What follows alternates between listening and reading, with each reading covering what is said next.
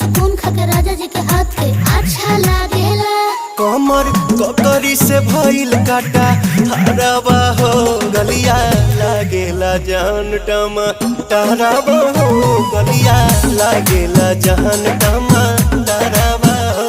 कहे तोर गया तुझको मैं पार करना अपने खाला पहले हम के खिया करना तबे भइल बा कमरिया मोर चाह करना तबे भइल बा कमरिया मोर चाह करना चाह करना।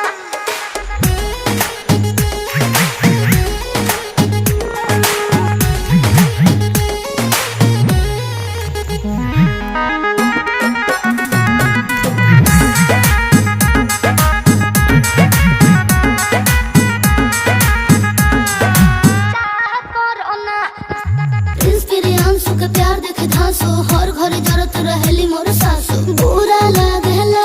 ढेरे सहतारू जान साचो पीरा हो तबे भइल जवानी जला जीरा हो तोहार।